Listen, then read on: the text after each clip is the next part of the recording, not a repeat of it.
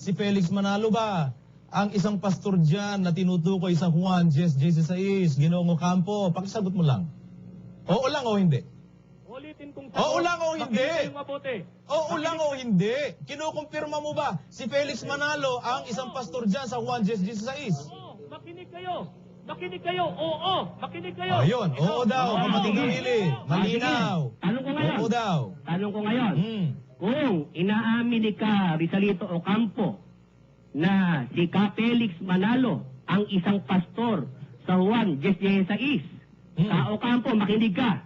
Kung mabasa ko sa inyong babasahin na ayon kay Ka Felix Manalo ay hindi siya ang isang pastor kundi si Kristo, aaminin mo, sinungaling ka.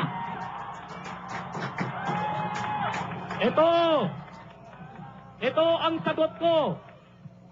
Pagdalhin mo rito sa harapan ko yan. Pugutan tayo ng ulo. Pag wala ka, pugutan kita ng ulo. Ipapakita ko sa TV ngayon. May pugutan na pa ng ulo na sinasabi, sumagot ka na lang. Ipapakita ko ngayon sa TV screen dyan sa Davao.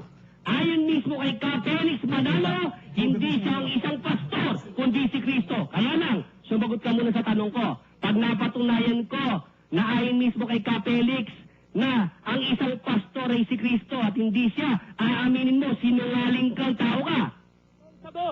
Itong sagot ko, Mr. Willie Soriano. Ay, Santiago, kausap mo, ni Soriano. Wala ka sa sarili. Sabi mo, Willie Santiago, na may mababasa ka ng isang pastor, si Kristo, at hindi si kapatid na Felix Manalo, right? Ayon mismo kay Ka Felix, hindi siya ang isang pastor kundi si Kristo. Por letra. Oo! May mabasa ka? Oo, pag nabasa ko! May mabasa Pag ka? nabasa ko! Aaminin mo, sinungaling ang tao ka! Sunod na tanong, Willie Santiago. Anong Sagutin mo talata? muna! Yung aking showdown to! Nakakaintindi ka ba ng showdown, Mr. Ocampo? Pag nabasa ko sa babasahin nyo, ayon mismo kay Ka Felix, si Kristo ang isang pastor at hindi siya, aaminin mo, sinungaling ka at mali iglesia ninyo. Itong tanong ko, Willie Santiago. Sumagot ka sa tanong ko. Hindi ikaw ang tumatanong. Sumagot ka ngayon. You're under cross, Mr. Ocampo. Ang lakas ng loob mo dumayo sa lugar namin, hindi ka nakahandang sumagot sa tanong. Sagutin mo tanong ko. Kung mabasa ko ba sa inyong babasahin, ayon kay Ka Felix Manalo, si Kristo ang isang pastor at hindi siya, aaminin mo, sinungaling ka at mali ang iglesia ninyo, iglesia kayo ng demonyo. Kayo dyan. Willie, sabi mo, si Kristo ang pastor, hindi si kapatid na Manalo. Ang tanong ko, anong talata? Mabasa mo! Ang sabi ko, Brother Joseph Gadator, kung mapatunayan ko ba mismo sa babasahin ng iglesia ni Manalo, kasi ang paniniwala nyo, si Ka Felix ang isang pastor babasahin ko ngayon sa babasahin ninyo, na mismong turo ni Ka Felix na si Kristo ang isang pastor at hindi siya. Aaminin mo, Mr. Ocampo, wala ka na sa sarili mo ngayon at ikaw ay sinungaling at iglesia kayo ng demonyo. Ito ang sagot ko sa very elementary question. Sagutin mo ngayon. Itong sagot ko, Sumagot sa 10:16, wala kang mabasa na si Kristo ang pastor at hindi si kapatid na Manalo.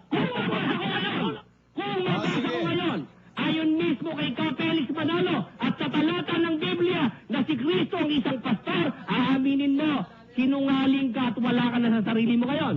Ulitin ko ang sagot. 10:16 ang pinapatayan mo. Saan mo mababasa sa 10:16 na si Kristo ang isang pastor at hindi si kapatid na Felix Manalo? Basahin mo! Pag nabasa ko, Kapatid na Willie. Pag nabasa ko, Ka Ocampo, aaminin mo sinungaling ka at iglesia kayo ng demonyo. Pag may mabasa ka sa Juan 10:16. Sige. Tingnan mo na.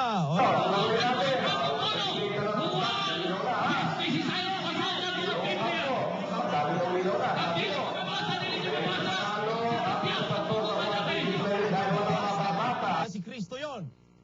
Kailangan ngayon patunayan mo, basahin mo sa Juan 10:16 na yung isang pastor dyan, si Manalo. Sa Biblia, Basahin mo na, Ocampo, dalian mo para mapatunayan mo yung stand mo. Kailangan mabasa niya, Brother Joseph, sa 1:16 si Felix Dalian Manalo, na. ang isang pastor. Nasa na?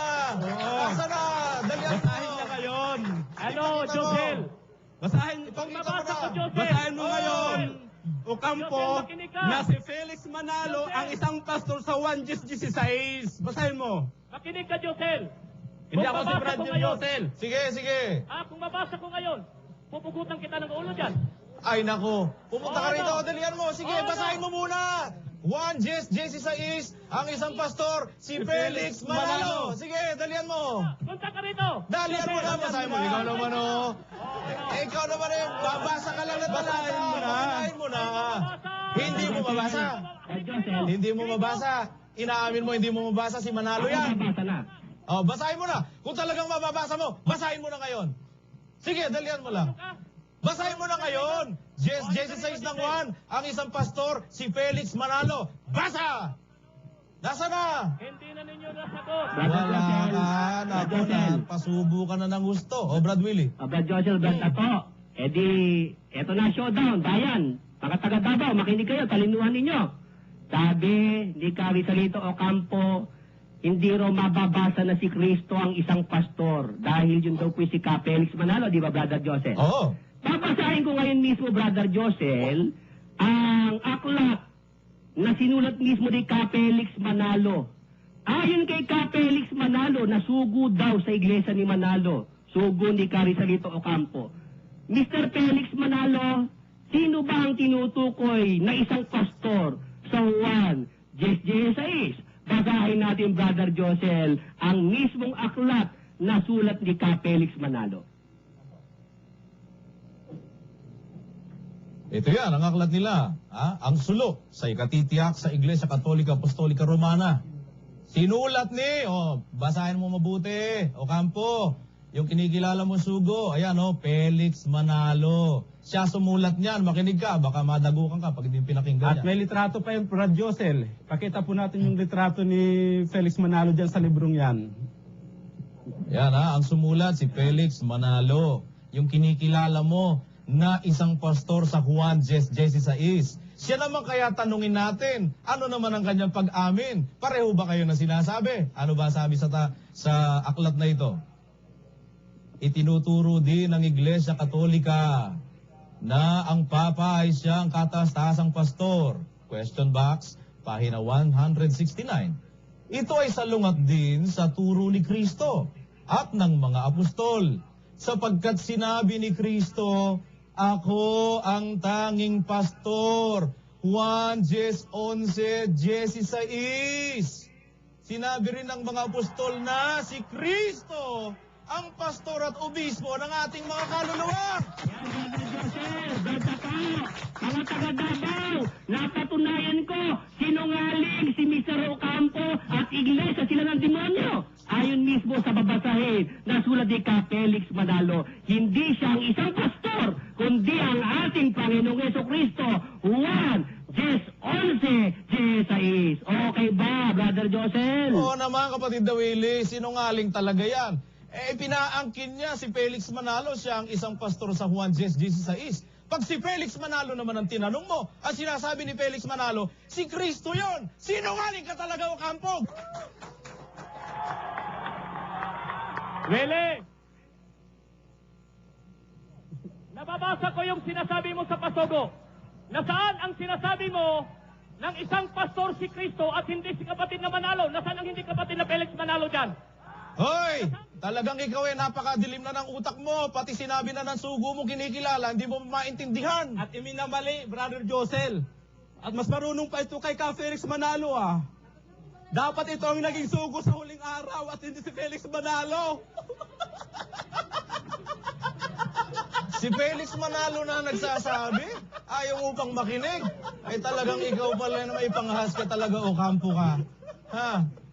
Biro mo, nakamatayan na nasugo mong kinikilala yan. Itinuturo niya ang isang pastor sa Juan 10:16 si Kristo at hindi siya.